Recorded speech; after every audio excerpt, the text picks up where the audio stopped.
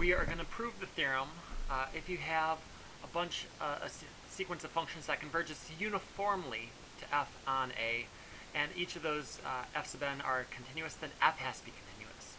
And this proof is at its heart a proof of continuity.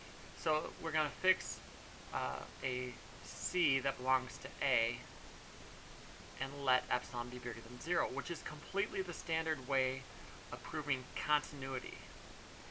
And then the punchline is we're going to prove at the very end that if x minus c is less than delta and x belongs to a, then the punchline is what it always is. F of x minus f of c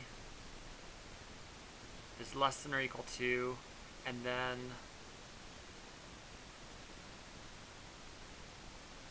epsilon. So it's less than or equal to a whole bunch of stuff that I'm going to fill in later, less than epsilon. So f is continuous on A.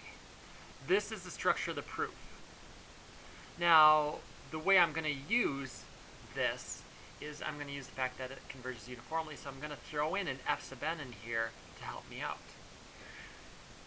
In particular, I know that f sub n, if you pick any number, say c, or any fixed x, f sub n of x is going to get close to f of x, and f sub n of c is going to get close to f of c.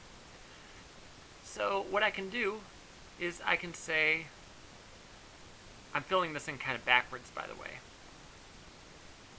This is actually equal to f of x minus f sub capital N of x.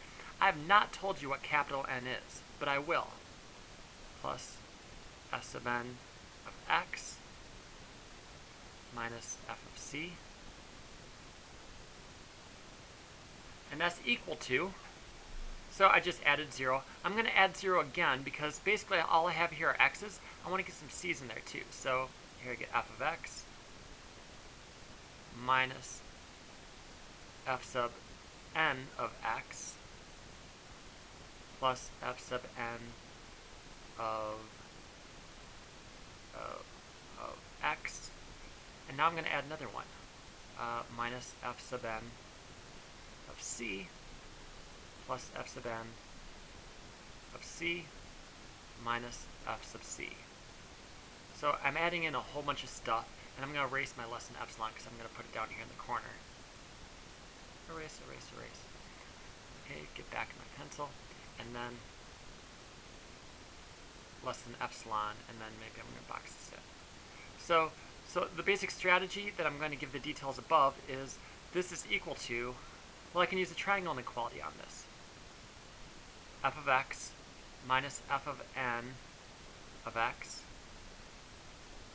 plus f sub n of x minus f sub n of c plus f sub n, I can't write, c minus f of x, f of c, sorry. Now my strategy is I'm going to make each of these less than epsilon over 3. And why can I do that?